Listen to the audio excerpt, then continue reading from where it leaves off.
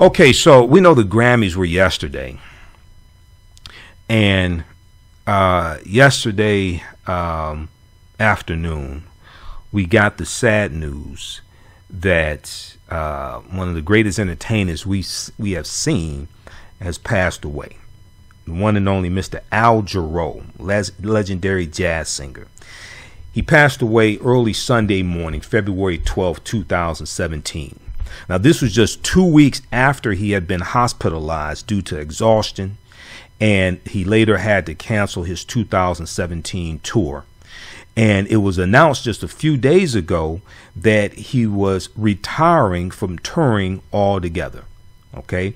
Now, this is a man who won 7 Grammy Awards, and he won them in 3 different categories. And according to Billboard magazine, Al Jarreau was the only vocalist in history to earn Grammy Awards in 3 different categories.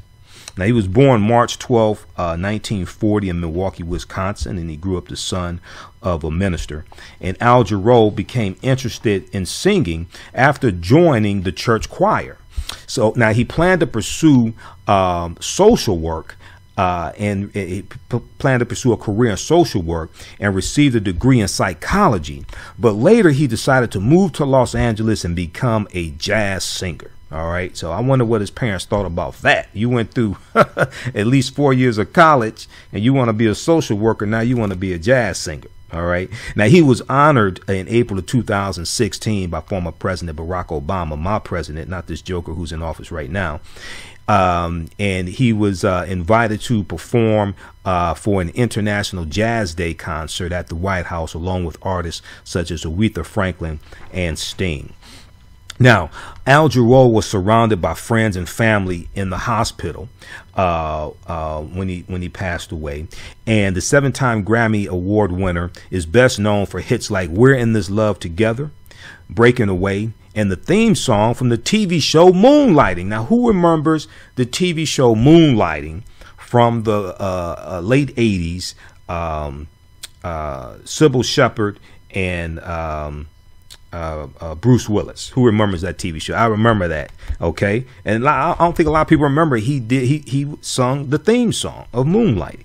All right. Now, a statement made on Al Jarreau's website read, quote, Jarreau's second priority in life was music. His first priority, far ahead of the other, was healing or comforting anyone in need, whether it was emotional pain or physical discomfort or any other cause of suffering. He needed to put our minds at ease and our hearts at rest.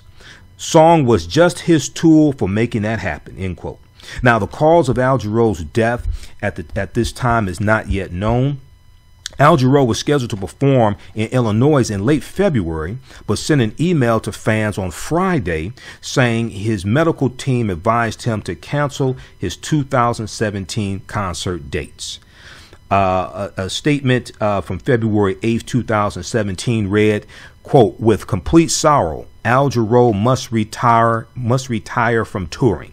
He is thankful for his 50 years of traveling the world in ministry through music and for everyone who shared this with him, end quote. All right.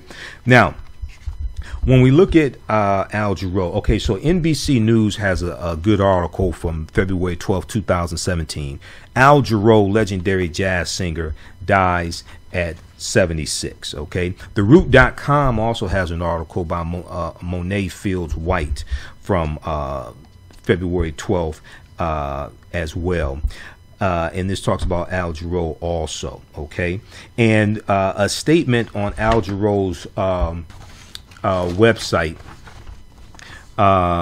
says that Al Jarreau passed away today, February 12, 2017. He will be missed. A few days ago, I was asked to describe Al to someone who knew of his success but did not know him as a person.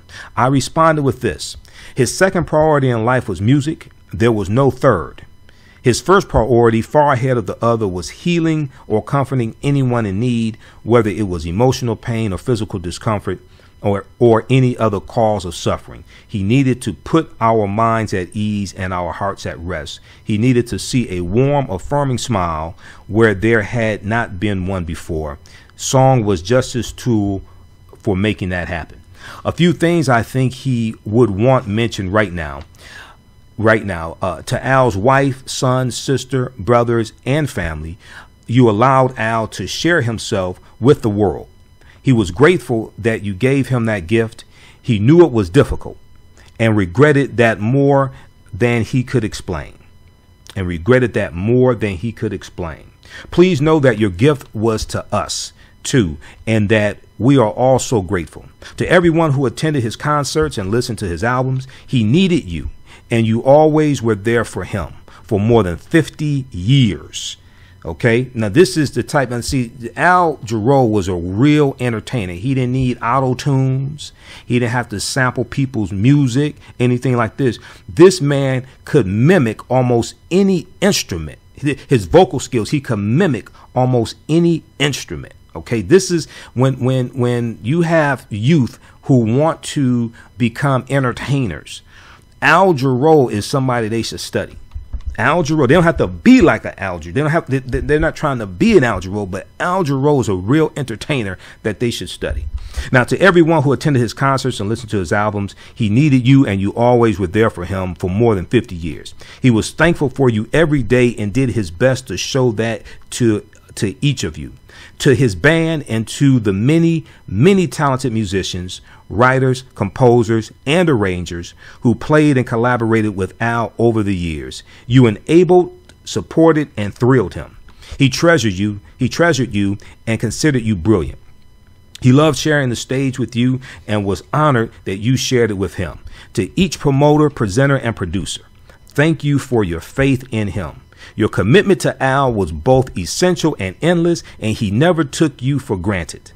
To his agents, managers, crew, counselors, publicists, and journalists who supported his work, and also to all of the airline, hotel, venue, and other people who hosted him like royalty. He noticed every bit of the dedication and effort you unselfishly provided without limits, and he appreciated you completely. Okay, man. Now, whoever wrote this, man, they need that. A lot of these hip hop artists, they need to hire a publicist like this. Okay. To young people everywhere, especially the musicians, he was grateful to meet at school workshops, musical competitions, residencies, and at concerts. From you, Al asked a favor. Please find any artistic thing that you can do with passion and do it. Please find any artistic thing you can do with passion and do it. With art in your life, you will be a better family member, neighbor, friend, and citizen. Finally, to Al Jarreau, thank you, Al, from all of us. You completed your ministry in a beautiful and gracious way. Godspeed, you earned it. Okay, so this is from Al Jarreau's website. Now, Al Jarreau was born in Milwaukee, Wisconsin, March 12, 1940. His name was Alwyn Lopez Jarreau. Alwyn, A-L-W-Y-N, Alwyn Lopez Jarreau. He was the fifth of 6 children. His father was a Seventh-day Adventist church minister, and his mother was the church pianist. Now, Al Jarreau pursued his musical gift at an early age. By age 4, he was singing in the church choir, harmonizing with his brothers. He also performed solos at local benefits. Al Jarreau wasn't just interested in music, however. Although he did perform on the weekends with a local group known as the Indigos while he attended college at Wisconsin's Ripon College, he also pursued sports and took his studies very seriously.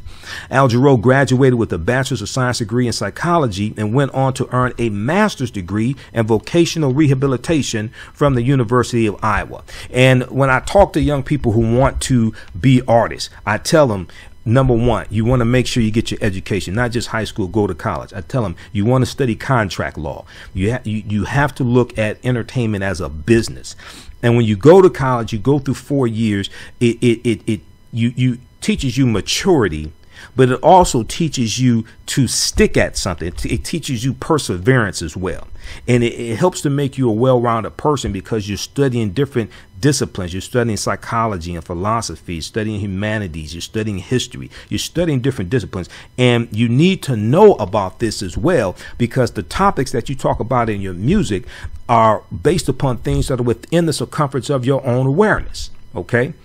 So, and the other thing I tell young artists to do is to watch the TV show Unsung on TV One, because Unsung tells you about a lot of artists who had the greatest potential in the world but couldn't live up to the potential for a number of different reasons. They got hooked on drugs, hooked on alcohol. They made the wrong business move, didn't read their contracts, made the wrong business move, went with the wrong record company when they should have stayed at the first record company they were at, etc. Okay, so these are lessons that we can learn. But Al Jarreau, this brother had a master's degree in vocational rehabilitation from the University of Iowa as well.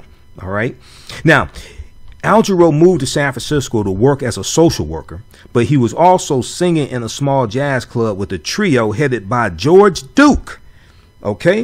Now, in 1967, he and acoustic guitarist Julio Martinez began performing together, and they became a hit at a nightclub in Sausalito called Gatsby's. Now, the duo's success led Al Jarreau to pursue music full time. The bug bit him. Okay, and he pursued music full time. So he headed to Los Angeles, California, performing in local spots such as Dino's, the Troubadour, and Bitter End West. He also went to New York City, where he gained national exposure, appearing on television shows such as The Tonight Show, starring Johnny Carson, and The Merv Griffin Show. Now, how many people remember Merv Griffin? I remember being a little boy in the 1970s and my dad watching The Merv Griffin Show. Now, Al Jarreau also performed at the comedy club, The Improv, between acts of rising comic stars such as Bette Midler and Jimmy J.J. Walker and John Belushi. It was during this period of time that Al Jarreau began writing his own lyrics and found himself reconnecting with his spiritual roots, although he pursued the less conventional United Church of Religious Science and the Church of Scientology. Al Jarreau did not sign his first recording contract until 1975, when talent scouts from Warner Brothers Records saw him at the Blah Blah Cafe in Los Angeles, California. His debut album, We Got By, earned him a German Grammy Award for Best New International Soloist. Al Jarreau delighted music fans with his eclectic scatting style, because he could scat also, okay, which included tongue clicks and gasps and mimicked instruments such as the guitar and bass. There was a report from CNN yesterday that Al Jarreau could basically mimic any instrument. Okay, this was a Renaissance man. This is somebody that youth need to study, and he didn't have his pants hanging off his behind. He didn't have to curse and talk vulgarly either to win Grammys either. Okay, now he earned another German Grammy for his second album, Glow, and toured Europe for the first time. His album All Fly Home, which included over cover versions of She's Leaving Home and Sitting on the Dock of the Bay. Okay. Now, in 1981, Al Jarreau found commercial success as a pop artist with hit singles like We're in This Love Together from the album Breaking Away, for which he won 2 more Grammys. He said, quote, "I'm not one of those fortunate recording artists who have the luxury of continually producing big-selling albums," end quote. He said this in a 1986 interview with the Los Angeles Times. He went on to say, "I really have remained alive as a recording artist because I'm out there touring a lot. People come to hear the Al Jarreau live concerts, and fortunately, some of them buy records." Okay, and that's a good way to do it. Now, in the 1990s, Al Jarreau saw his record sales decline as the hip hop and rap genre took off. Okay, now I remember in the 1980s, Al Jarreau had a song, and I think this is when I first became aware of Al Jarreau. He had a song called "Get Your Boogie Down," okay, and that's what I remember Al Jarreau from. Okay, I forgot I remember back in the day he did the theme song to Moonlight, and I remember when Moonlighting was on, he did that theme song. But when I heard Al Jarreau passed away yesterday, and I talked about this last night on my show on 910 AM, the Superstation here in Detroit, the African History Network show.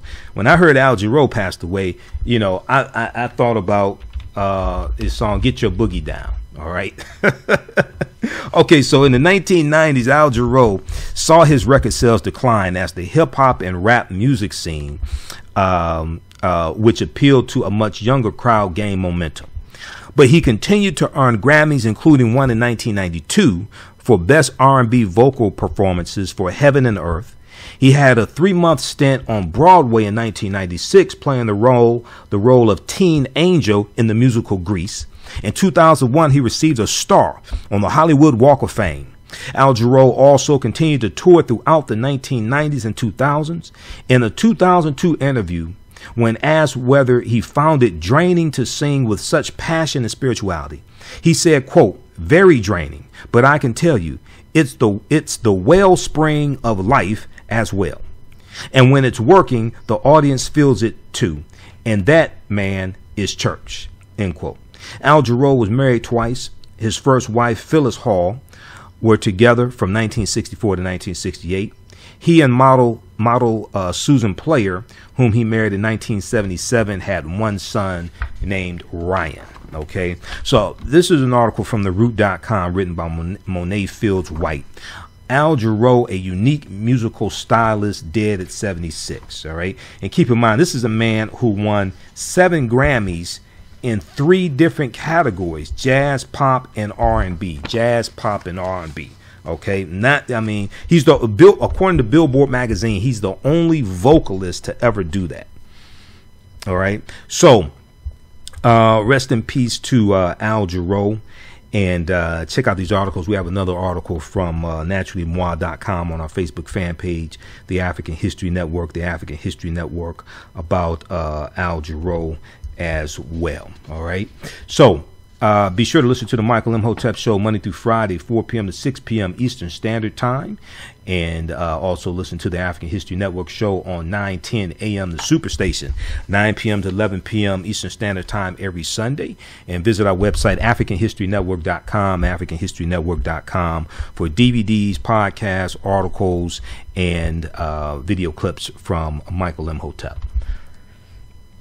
All right, so let's go to this next story. Let's go to some comments here on Facebook. Jason Austin said, "Love that song from the Breaking soundtrack," and he's talking about breaking away, not breaking Electric Boogaloo. We're not talking about that soundtrack.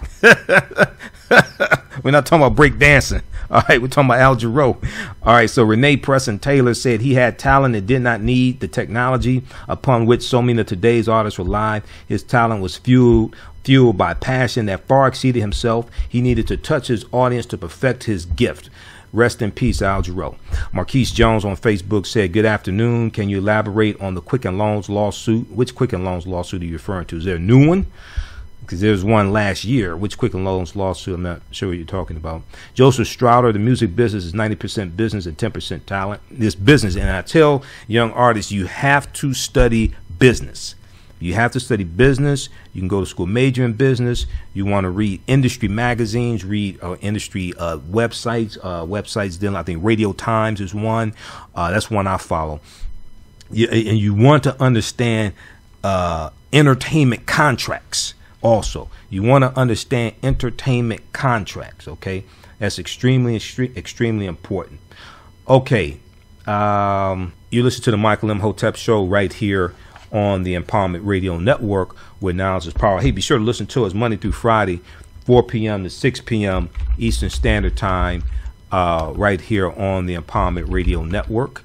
And let's go to Facebook for some comments. Michael Long on Facebook said, "She hasn't been head of education department long. It's already falling apart." Karen Gibson on our Facebook fan page, the African History Network, said, "Just tuning in from Detroit."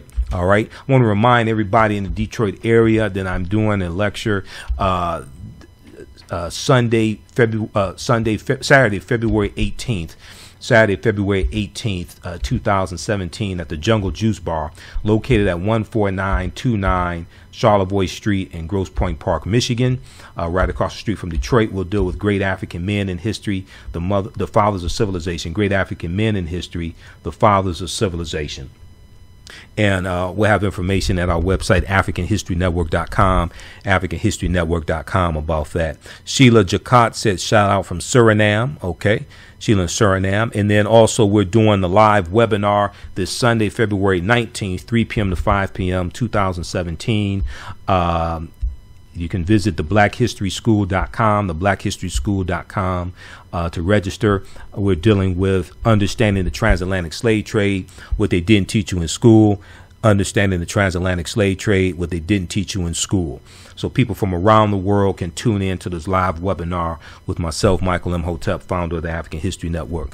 On Facebook, Michael Long said, people that call Booker T. Washington Tom do not consider the time which he lived or the fact that in spite of that way of talking he built Tuskegee.